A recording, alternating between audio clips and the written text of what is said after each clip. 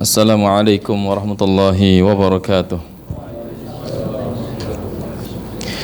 Innal hamdalillah nahmaduhu wa nasta'inuhu wa nastaghfiruh wa na'udzu billahi min shururi anfusina wa sayyiati a'malina. Man yahdihillahu fala mudilla lahu wa man yudlil fala hadiya lahu. Ashhadu an la ilaha illallah wahdahu la syarika lahu wa ashhadu anna Muhammadan abduhu wa rasuluh. Amma ba'du fa inna asdaqal hadithi kalamullah wa ahsanal huda huda Muhammadin sallallahu alaihi wasallam wa syarrul umuri muhdatsatuha fa inna kulla muhdatsatin bid'ah wa kulla bid'atin dhalalah wa kulla dhalalatin finnar. Ikhwan fiddin, a'azakumullah. Para jamaah sekalian dimuliakan Allah Subhanahu wa taala. Alhamdulillah, kita bersyukur pada Allah Rabbul Izzati wal Jalal. Pada kesempatan yang mulia ini kembali kita berjumpa dengan izin Allah Subhanahu wa taala di majelis yang mulia ini. Kita akan melanjutkan materi kajian kita dari membahas tafsir singkat dalam surah yang ada di juz Amma ini, di surat-surat yang ada pada juz Amma. Dan kemarin kita telah menyelesaikan tafsir singkat dari surah Al-Ikhlas dan juga surah Al-Masad. Yang keduanya ada kaitannya secara tauhid kepada Allah Subhanahu wa taala. Dan sekarang kita akan masuki surah An-Nasr. Tafsir singkat surah An-Nasr. Dan surah ini kita artikan dengan surah pertolongan, yang artinya pertolongan. Dan surah An-Nasr ini merupakan surah yang ke-110 dalam urutan mushaf Utsmani, yaitu telah menjadi kesepakatan para sahabat Rasulullah sallallahu alaihi wa ala alihi wasallam. Padahal surah An-Nasr ini dia di antara surah-surah dalam Al-Qur'anul Karim yang turun sekaligus satu surat full dan termasuk surah yang terakhir-akhirnya turun kepada Rasul sallallahu alaihi wasallam. Akan tetapi secara urutan dia termasuk urutan yang ke-110. Ini menunjukkan kepada kita bahwasanya urutan surah itu termasuk masalah tauqifiyah. Sebagaimana yang sering saya singgung di awal-awal kajian tentang tafsir di juz Amma ini. Para jamaah yang Allah muliakan, surah An-Nasr ini sepakat para ulama dia termasuk surah Madaniyah. Meskipun ia turun di mana? Di Mekah. Ya. Namun para ulama kita berbeda pendapat. Apakah surah ini turun sebelum penaklukan kota Mekah di tahun ke-8 Hijriah? Setelah perjanjian Hudaybiyah tahun ke-6 Hijriah, di mana Rasulullah SAW mengadakan sulhul Hudaybiyah, yang awalnya Rasulullah SAW itu bermimpi untuk melakukan umrah.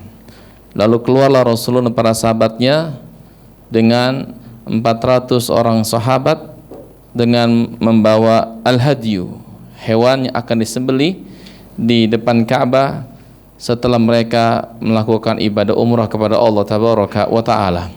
Namun qadarullah, di pertengahan jalan di Al-Hudaybiyah, satu lembah yang agak landai antara Mekah dan Madinah, tertahanlah Rasulullah SAW dan para sahabatnya di situ sampai terjadi sulhul Hudaybiyah, perjanjian Hudaybiyah antara kaum muslimin dengan orang-orang kafir Quraisy.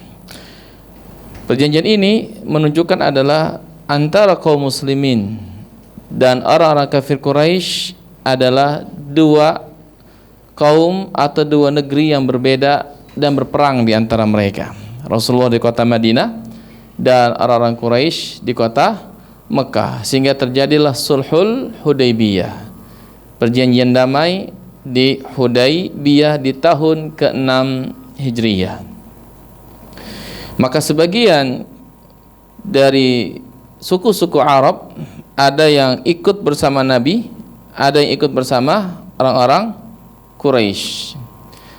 Dan di tahun 8 Hijriah, orang-orang Quraisy membatalkan perjanjian tersebut, sehingga kepala suku mereka masing-masing mengadukan kepada Abu Sufyan, yang dikala itu Abu Sufyan menjadi pemimpin kabilah atau pemimpin di negeri Mekah setelah matinya para pembebasan mereka seperti Abu Jahal, lalu Utbah bin Rabi'ah, Al-Walid bin Mughirah, dan mereka mati pada saat peperangan Badar.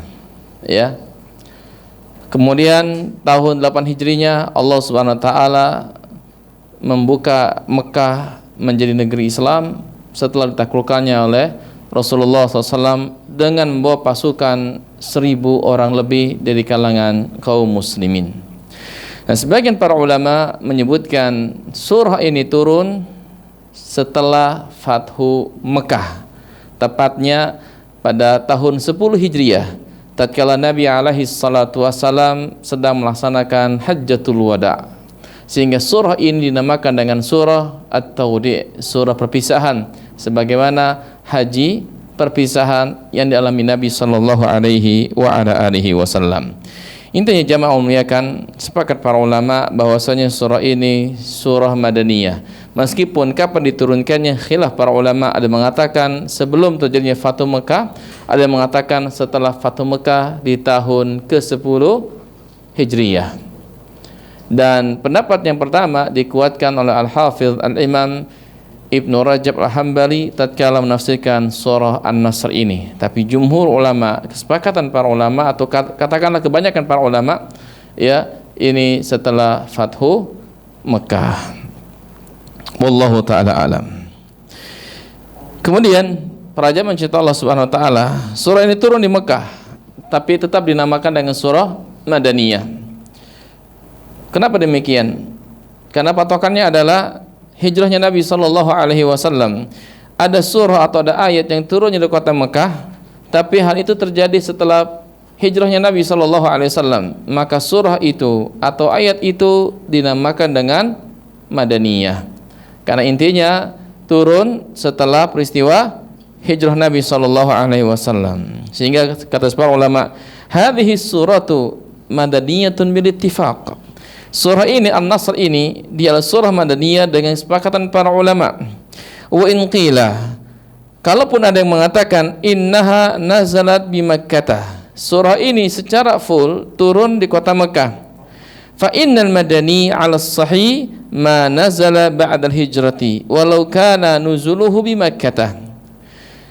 Meskipun demikian surah ini dinamakan surah Madaniyah dalam pandangan yang lebih tepat, karena dia turun setelah hijrahnya Nabi sallallahu alaihi wasallam, meski turunnya di kota Mekah. Jadi jamaah, intinya dinamakan surah Madaniyah setelah terjadinya peristiwa hijrah Nabi sallallahu alaihi wasallam meskipun turunnya di Mekah. Ya. Kemudian hadirin muliakan, surah ini terdiri dari tiga ayat. 3 ayat ini Masya Allah penuh barakah dari Allah Azza wa Jalla dan menyimpan faedah yang sangat besar, sehingga sebagian para ulama kita mencoba untuk menggalinya. Dari faedah-faedah tersebut mereka hampir-hampir tidak bisa menulisnya dengan pena-pena mereka, saking banyaknya faedah dari surah ini. Yang paling besar di antara faedahnya adalah, kata sebagian salaf kita, surah ini merupakan tanda dari alamat dekatnya ajal Nabi alaihi salatu wassalam.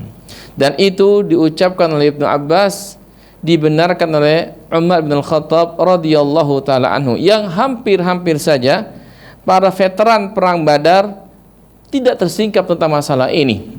Orang sekelas Abdurrahman bin Auf ketika ditanya tentang surah ini, beliau hanya fokus kepada apa yang disebutkan dalam ayat tersebut. Namun tatkala Umar bin Khattab radhiyallahu anhu bertanya kepada Abdullah bin Abbas, ternyata tafsir Ibnu Abbas, beliau mengingat kepada kita bahwasanya surah ini adalah tentang dekatnya ajal Rasulullah sallallahu alaihi wasallam. Sebagaimana nanti kita akan lihat riwayatnya. Lalu kata para ulama, tadammanatil ayatani al-awliyani al-bisyarata bin nusr wal fath Wa tadammanatil ayatu tsalitsatul amr bitasbihi wal istighfar wa thanaihi ta'ala ala nafsihi bi annahu tawwab. Ayat ini terdiri dari surat ini terdiri dari 3 ayat. 2 ayat bagian pertama menjelaskan kepada kita tentang kemenangan dapat melakukan kota Mekah, di mana Allah Subhanahu wa taala berjanji kepada Rasulnya sallallahu alaihi wasallam akan memberikan kemenangan yang besar. Di antara kemenangan yang besar bukan hanya pada perang Badar, bukan hanya pada peperangan-peperangan yang lainnya, tapi tatkala Allah Azza wa Jalla memberikan kota Mekah kepada Rasulnya sallallahu alaihi wasallam, kiblat kedua kaum muslimin. Kiblat pertamanya apa? Di Baitul Maqdis, ya.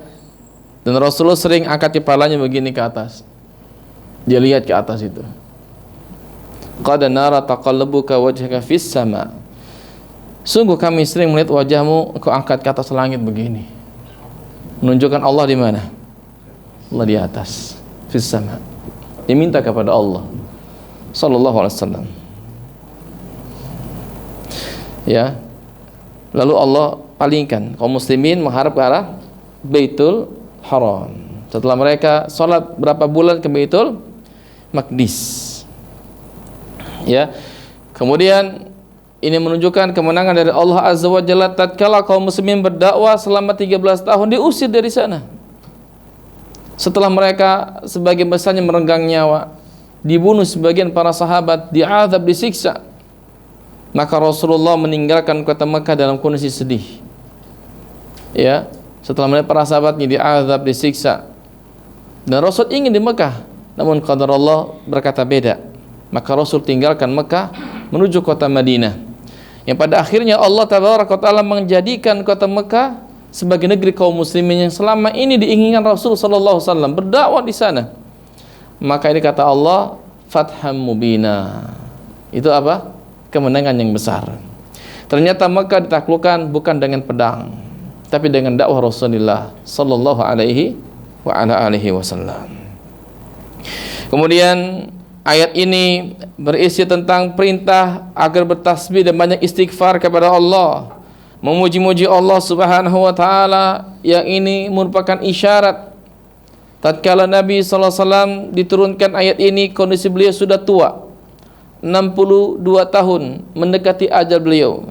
Itu isyarat bagi siapapun yang telah mencapai angka 60 dan menuju angka 60, hendaklah mereka banyak istighfar kepada Allah agar usia mereka semakin barakah, agar usaha mereka berupa amal soleh ditutup dengan banyak istighfar kepada Allah Azza wa Jalla, agar banyak bertasbih kepada Allah Subhanahu wa taala, agar banyak memuji-muji Allah Subhanahu wa taala, agar semua itu menjadi penutup lembaran kehidupannya. Dan ini isyarat. Makanya Aisyah nanti menyebutkan Rasulullah di masa-masa hidupnya sering mengatakan istighfar pada Allah, sering bertasbih, bertahmid, memuji-muji Allah Azza wa Jalla. Dan itu ketika dekatnya ajal Nabi alaihi salatu wassalam. Ya, dan ini adalah puncak syukur jamaah. Puncaknya syukur adalah tatkala seorang muslim dia banyak memuji Allah atas apa yang dia dapati di dunia ini. Ya, termasuk perkara-perkara yang mungkin dia tidak senangi, tapi dia banyak memuji Allah Subhanahu wa taala. Ya, karena itu puncak syukur seseorang itu adalah dengan dia banyak memuji Allah, sekalipun terkadang dia mendapati takdir-takdir yang sangat menyakitkan bagi dirinya. Ya, maka antum atau kita semua tidak dikatakan bersyukur pada Allah Subhanahu wa taala sampai kita benar-benar banyak memuji Allah, mensyukuri apa yang pernah kita alami, baik atau buruk. Karena sejatinya takdir yang Allah berikan kepada kita adalah sebaik-baik ketetapan dari Allah Subhanahu wa taala. Kemudian jamaah cinta Allah Subhanahu wa taala, untuk surah An-Nasr ini kita bahas bagian pertamanya adalah tentang namanya. Ya. Nama ini disebutkan ulama ada dengan nama tauqifiyah. Itu nama tersebut diambil atau dinamakan langsung oleh Allah dan Rasulnya sallallahu alaihi wasallam. Nama yang populer adalah An-Nasr. An-Nasr ini artinya pertolongan. Dan ini disebutkan oleh para salaf kita, di mana mereka ijma' Nama surah ini adalah Suratul Nasr, surah pertolongan, di mana Allah Subhanahu wa taala benar-benar menolong nabinya, menolong kaum muslimin, dan menampakkan bagaimana izzahnya tentang agama ini, menampakkan Islam, dan akan terus ditolong oleh Allah. Sehingga kata Syekh Nasir rahimahullah taala, ayat ini mengisyaratkan bahwasanya agama ini senantiasa akan ditolong oleh Allah Subhanahu wa taala sampai kapanpun. Ya. Meskipun di sini kaum muslimin dijajah misalnya, mereka dibantai, tetap agama Allah, agama yang akan Allah tolong tabaraka wa taala. Kalau kita enggak menolongnya, Allah yang akan tolong agamanya. Ya. Karena Allah berjanji, "Huwallazi arsala rasulahu bil huda wa dinil haqq liyudhhirahu 'alad dini kulli walau karihal kafirun." Dialah Allah Subhanahu wa taala yang telah mengutus nabinya, rasulnya dengan membawa agama yang hak, agar Allah tabaraka wa taala menangkan di atas semua agama yang ada, meskipun orang kafir tidak menyukainya. Ini isyarat kata para ulama bahwasanya surat ini adalah isyarat agama ini tetap dan senantiasa Allah akan tolong, meskipun kita enggak menolongnya jemaah. Ya, makanya Allah katakan intan surullaha yansurkum. Allah maha mampu untuk menolong agamanya. Tapi Allah ingin lihat kepada hambanya, kita mau menolong atau tidak. Kalau kita menolong agamanya, kita pasti akan ditolong oleh Allah Subhanahu wa taala. Ya. Kemudian nama ini diambil dari firman Allah Subhanahu wa taala bagian ayat pertama, "Idza jaa nasrullahi wal fath." Apabila datang pertolongan Allah dan penaklukan kota Mekah.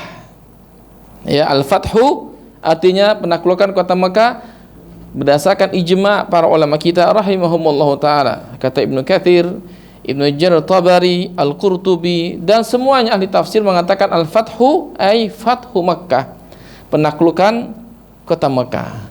Dari ayat ini para ulama kita, khususnya para sahabat, menamakan surah ini dengan surah An-Nasr. Ya. Dan nama ini jamaah adalah nama yang terbaik, di mana kita berbaik sangka kepada Allah Rabbul Izzati wal Jalal. Persangkaan baik kita kepada Allah harus senantiasa ada dalam kehidupan kita, sampai Allah Subhanahu wa taala menamakan surah ini dengan surah An-Nasr, itu agar kita berbaik sangka terus kepada Allah Subhanahu wa taala. Kemudian ada nama dari surah ini secara ijtihadiyah, artinya sebagian salaf kita menamakannya, ya, dan penamaan tersebut tidak keluar dari apa yang telah disebutkan oleh Allah dalam Al-Qur'anul Karim. Disebutkan namanya adalah surah Idza Jaa Nasrullahi wal Fath. Bagian ayat pertama secara lengkap disebutkan dalam sebuah hadis yang diriwayatkan oleh Imam Bukhari dalam kitab tafsirnya, dari hadis Aisyah radhiyallahu taala anha wa ardhaha. Beliau mengatakan, "Ma sallan nabiyyu sallallahu alaihi wasallam salatan ba'da an nazalat alaihi idza jaa nasrullahi wal fath illa yaqulu fiha subhanaka rabbana subhanaka Allahumma rabbana wa bihamdika Allahumma ighfirli." Kata Aisyah radhiyallahu anha, tidaklah Nabi salat dengan satu salat setelah turunnya surah Idza jaa nasrullahi wal fath, kecuali Nabi selalu membaca subhanaka rabbana wa bihamdika Allahumma ighfirli. Jadi ini isyarat kata para ulama bahwasanya Aisyah menamakan surah ini dengan satu ayat full. Ini surah Idza jaa nasrullahi wal fath.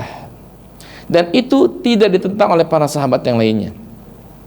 Menunjukkan kalau ada seorang sahabat berfatwa tentang perkara tertentu dan mereka tidak berbeda pendapat tentang masalah itu dan mendiamkannya, maka terjadilah ijma' sukuti.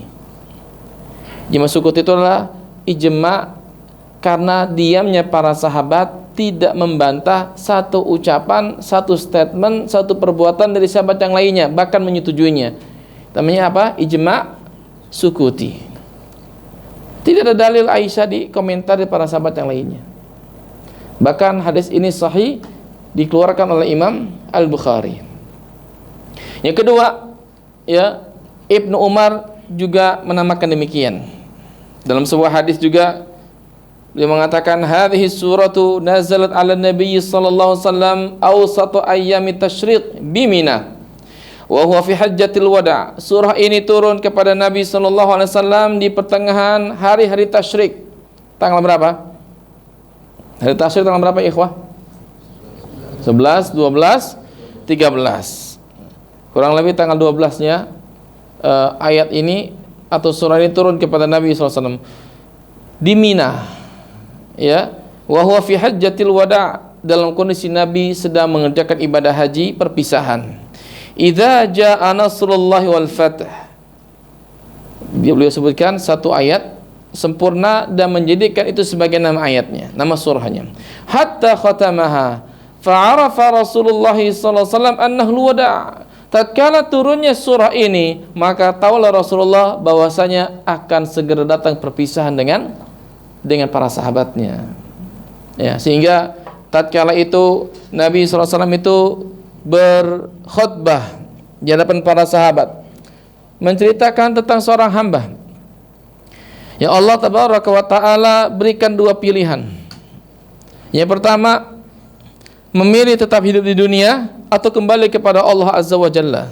Kata Nabi SAW, maka si hamba tersebut lebih memilih apa yang ada pada sisi Allah. Maka Abu Bakar pun menangis. Ya, para sahabat bingung, kenapa Abu Bakar menangis? Padahal Nabi SAW sudah menceritakan seorang hamba yang Allah berikan dua pilihan, hidup di dunia dengan usia yang panjang atau kembali kepada Allah Tabaraka wa Ta'ala. Maka tahulah kita yang dimaksud oleh hamba tersebut siapa? Rasulullah. Jadi Rasulullah ini mengibaratkan dengan kalimatnya hamba, mengatakan seorang hamba padahal diri sendiri. Ya Allah berikan pilihan mau hidup di dunia selamanya atau dalam usia yang panjang atau kembali kepada Allah Tabaraka wa Ta'ala. Maka Rasulullah memilih kembali kepada Allah. Maka Abu Bakar pun menangis. Kenapa menangis? Karena dekatnya perpisahan dengan Nabi alaihi salatu wassalam. Kata para sahabat, tahulah kita bahwasanya Abu Bakar orang yang paling alim di antara kami. Masya Allah, dia faham apa yang dikatakan Nabi sallallahu alaihi wasallam. Itulah ilmu, ikhwah. Itulah ilmu. Di mana ilmu itu membuat kita faham apa yang dimaksud dengan ucapan Allah dan Rasulnya. Maka kata para ulama kita rahimahullah ta'ala, isyarat buat kita, siapapun yang mempelajari ilmu, bergelut dalam bidang ilmu, yang diinginkan dari ilmu itu adalah apa? Al-fahmu, faham. Dengan faham itu lahirlah amal soleh. Maka ini ada celaan bagi mereka yang tatkala mempelajari ini, pelajari itu, tapi nggak faham. Makanya sebagian ulama kita tatkala mereka tidak faham, mereka menangis, mereka sedih.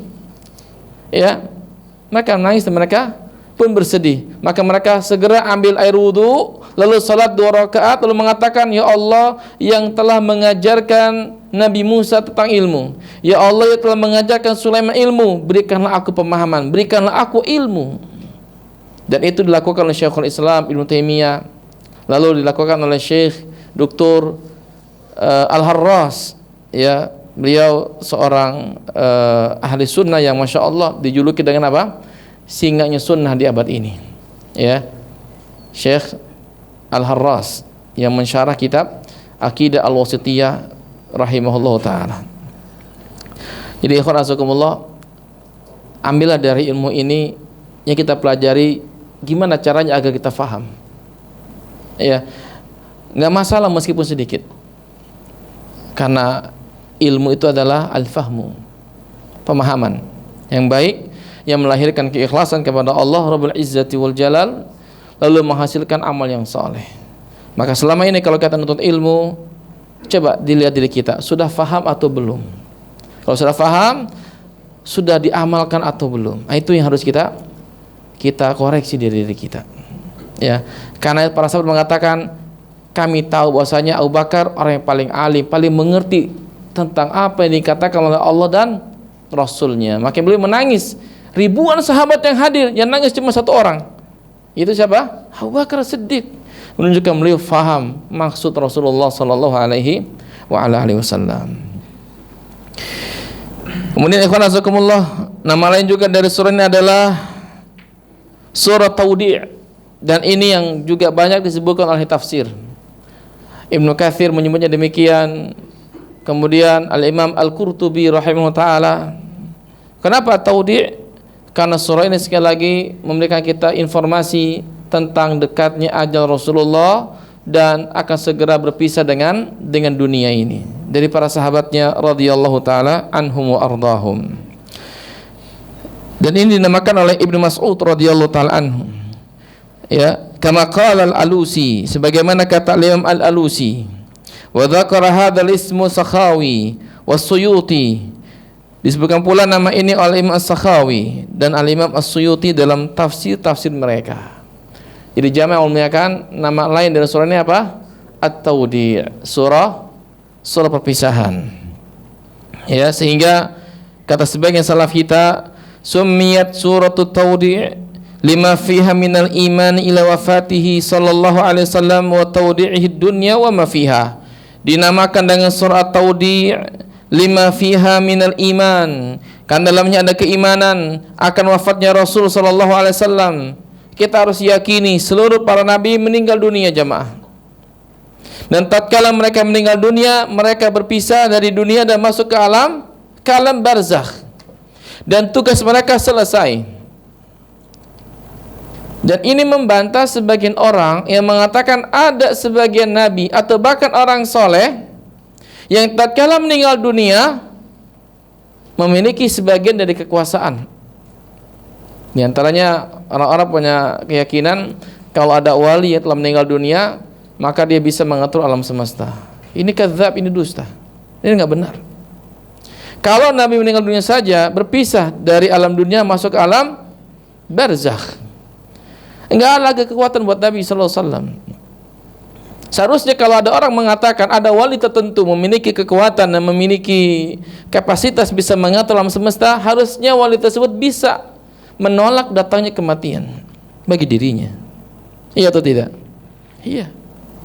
Karena lebih mudah menolak kematian dibanding mengatur alam semesta.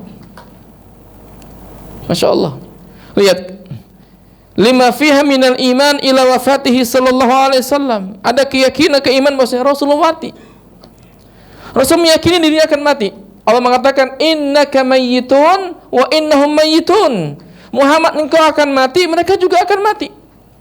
Bahkan Jibril datang kepada Nabi sallallahu alaihi wasallam, ya, mengatakan, ya Muhammad, ish ma syi'ta fa innaka mufarriquh. Muhammad, engkau hidup semaumu, silakan, tapi ingat kau akan berpisah dengan dunia. Wa amal ma syi'ta fa innaka majziyun bih. Beramallah semaumu karena kau akan dibalas oleh Allah. Jibril datang mengingatkan kau akan mati wahai Muhammad. Sehingga ayat ini atau surah ini memberikan kita pelajaran seluruh para nabi mereka meninggal dunia, maka tidak ada yang kekal di alam semesta ini. Sehingga ayat ini sebagai bantahan bagi mereka yang mengatakan tatkala Rasulullah masih hidup, Nabi Khadir juga masih hidup. Ini pendapat yang keliru. Kalau Nabi Khadir masih hidup, pasti dia harus datang kepada Rasulullah dan beriman kepada Rasulullah dan ikut dalam sesi perang Badar. Dan dia tidak membawa syariat yang lainnya kecuali ikut Nabi sallallahu alaihi wasallam. Mana dalilnya? Tatkala Umar datang kepada Rasulullah setelah dari orang-orang Yahudi sambil membawa Taurat, Rasul bertanya, "Apa di tanganmu wahai Umar?" Kata Umar, "Ini Taurat." Maka Rasul pun marah sallallahu alaihi wasallam, berubah wajahnya. Dan Umar mengatakan, "Raditu billahi rabba," dan seterusnya.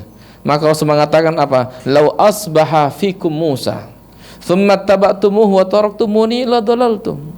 Sekiranya Musa hari ini masih hidup sekiranya masih hidup. Tentu Musa sudah meninggal dunia. Musa sama Khadir lebih utama Musa. Musa itu Rasul. Khadir diikhtilafkan antara Nabi dan walinya. Diikhtilafkan para ulama.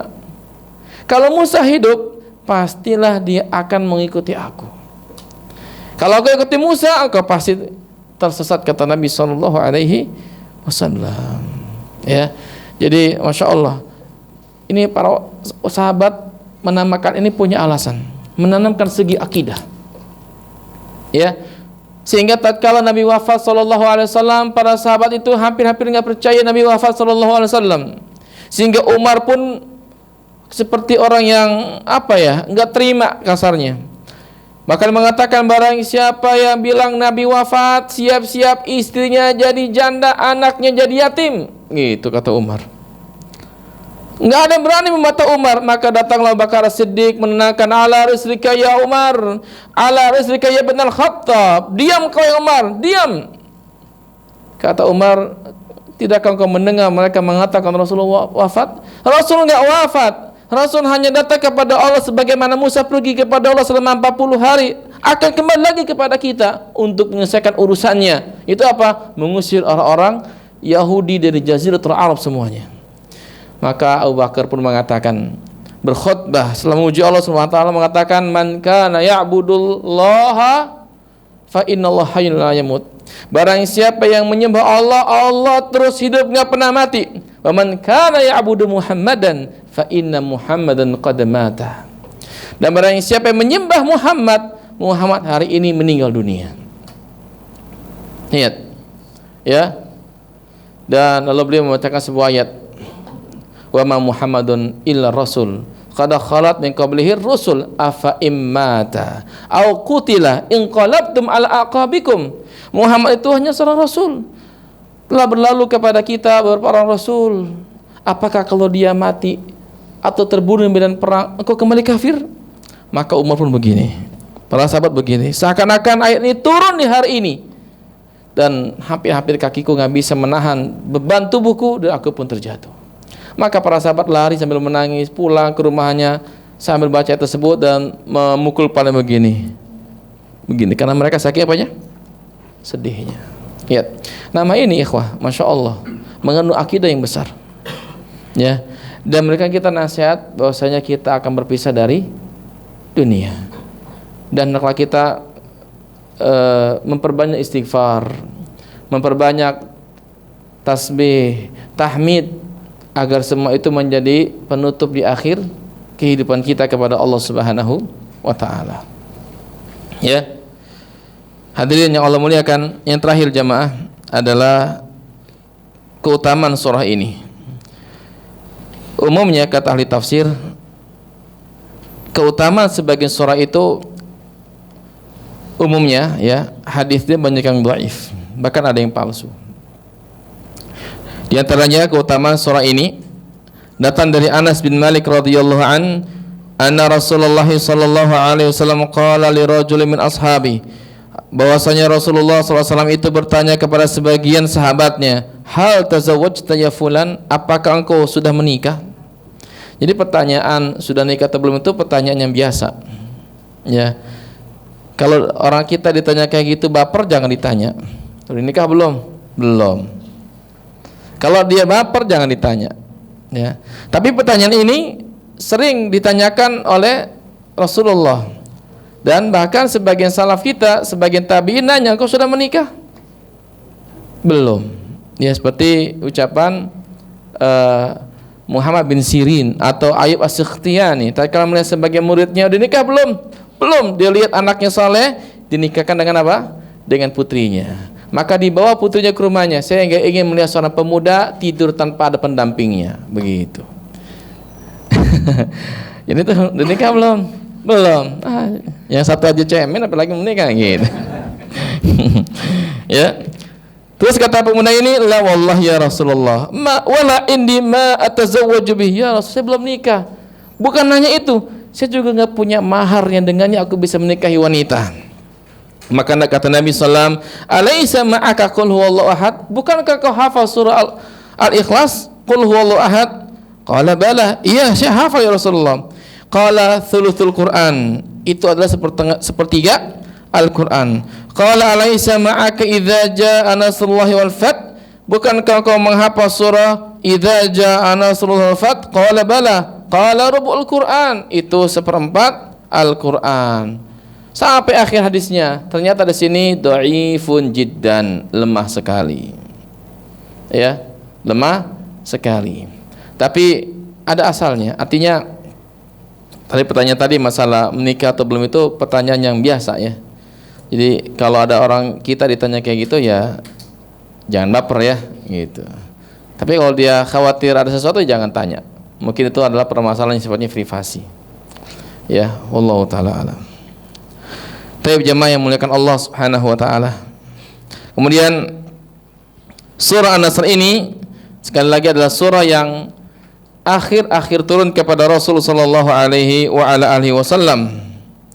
Adapun ayat yang terakhir turun kepada Rasulullah adalah yang tercantum dalam surah Al-Baqarah di ayat 281. Jadi ada surah yang terakhir turun full sekaligus, ada yang ayat itu turun kepada Rasulullah per ayatnya atau dua ayatnya di akhir-akhir masa hidup Rasulullah SAW. Di antaranya apa? Al-Baqarah ini, di mana Allah mengatakan wattaqu yawman turja'una fihi ilallah thumma tuwaffa kullu nafsin ma kasabat wa hum la yuzlamun. Dan jagalah dirimu dari azab yang pasti akan datang pada hari itu, kamu semua akan dikembalikan kepada Allah. Kemudian masing-masing kalian akan diberikan balasan dengan sempurna menurut apa yang dikerjakannya, dan mereka tidak akan pernah dizalimi oleh Allah Subhanahu wa taala. Ini ayat terakhir jamaah. Ya, agar kita benar-benar memahami kaitannya dengan surah ini adalah masalah kematian. Ya, kita semua akan mati. Dan ingat, kematian itu hal yang niscaya, tapi dia perkara yang Allah sembunyikan. Allah mengatakan wa ma tadri nafsun bi ayyi ardin tamut. Dan tak ada seorang jiwa pun yang tahu di bumi mana dia akan mati. Kata ahli tafsir, di mana dia mati, dalam kondisi apa dia mati, enggak ada yang tahu. Ya, sehingga sekali lagi surah ini, ayat ini memberikan kita ilmu, memberikan kita informasi agar kita maksimalkan bagaimana agar kita meninggal dunia di atas husnul khatimah dengan banyak istighfar, banyak bertasbih, bertahmid kepada Allah Subhanahu wa taala. Karena semakin banyak orang itu memuji-muji Allah, beristighfar kepada Allah Subhanahu wa taala, membantunya untuk selalu mengerjakan amal ketaatan. Dan dia menyadari betapa dirinya itu banyak kekurangan, sekalipun dia orang yang paling taat di muka bumi ini. Lihat Rasulullah, orang yang paling taat di muka bumi ini, Allah perintahkan beristighfar kepada Allah, bertasbih, bertahmid kepada Allah, karena Rasul menyadari betapa dirinya banyak kekurangan, apalagi kita. Ya, makanya jangan pernah kita menganggap ibadah kita sudah maksimal, jangan, karena kita banyak sekali kekurangan jamaah. Dengan segala kekurangan itu, hendaklah membuat kita semakin semangat beribadah kepada Allah Subhanahu wa taala. Ingat kata Jibril, wa'mal ma syi'ta fa innaka majziyun bih. Beramallah semaumu, silakan, sebanyak-banyaknya beramal, dan ingatlah engkau pasti akan dibalas oleh Allah Subhanahu wa taala. Demikian jamaah, ini sekedar untuk mukaddimah, karena ini surah yang sangat agung. Kalau jamaah baca tafsir para ulama, jamaah akan mendapatkan apa yang saya katakan. Dan mereka ngasih mukaddimah lumayan panjang tentang keagungan surah ini, latar belakangnya, seperti Al-Imam Al-Baghawi ya dalam kitabnya tafsir juz amma ini. Ya, dan saya menukil banyak dari para ulama kita, sehingga mukaddimah ini perlu jamaah ketahui dari namanya dan sebagainya, agar kita semakin memahami hakikat surah ini yang ringkas, yang pendek, tapi banyak sekali faedah yang harus kita ambil. Ya, demikian di kajian kita siang hari ini, semoga ada manfaatnya, faedahnya, semakin mengenal dari apa yang disebutkan oleh Allah dalam juz amma ini. Ada pertanyaan jamaah? Taib. Setelah turun surah ini, pada saat kita bukan sujud, apakah ada perintah membaca doanya itu menjadi subhanakallahumma rabbana wa bihamdika rabbana? Iya, dalam hadis Bukhari kata Aisyah, Rasulullah dalam sujud dan rukuknya menggunakan doa seperti itu. Ya. Dan maka sebagian ulama seperti Imam Nawawi itu membolehkan untuk menggabung semua zikir yang ada, termasuk zikir yang tadi, membaca zikir tadi lalu membaca dengan subhana rabbiyal a'la, seperti itu. Dan Rasulullah memperbanyak doa seperti itu, baik dalam salatnya atau di luar salatnya. Dan itu isyarat ya bagi kita agar kita banyak istighfar, tasbih dan tahmid kepada Allah tabaraka wa taala. Wallahu a'lam bishawab. Nah, cukup ya. Nanti kita sambung lagi. Kita belum masuk tafsirnya. Ya. Karena memang sengaja saya sampaikan ini biar kita tahu betapa agungnya surah ini. Ya, singkat, padat, dan sekali lagi jamaah, sampai ada ulama kita yang sengaja menulis tafsir ini dengan sangat lengkap, di antaranya Al-Imam Ibnu Rajab Al-Hambali tentang tafsir surah An-Nasr. Dia menyendirikan tafsir ini, Masya Allah. Tafsir sangat bagus dan sangat banyak faedahnya. Ya, saya berharap kepada Allah bisa menyampaikan kepada antum agar bisa memperoleh faedah sebagaimana para ulama kita mendapatkan faedah dari Allah Subhanahu wa taala. Wa sallallahu wasallam wa baraka ala nabiyil karim Muhammadin wa ala alihi wa sahbihi ajma'in wa akhiru da'wana alhamdulillahi rabbil alamin. Subhanaka Allahumma bihamdik asyhadu an la ilaha illa anta astaghfiruka wa atubu ilaik. Wassalamu alaikum warahmatullahi wabarakatuh.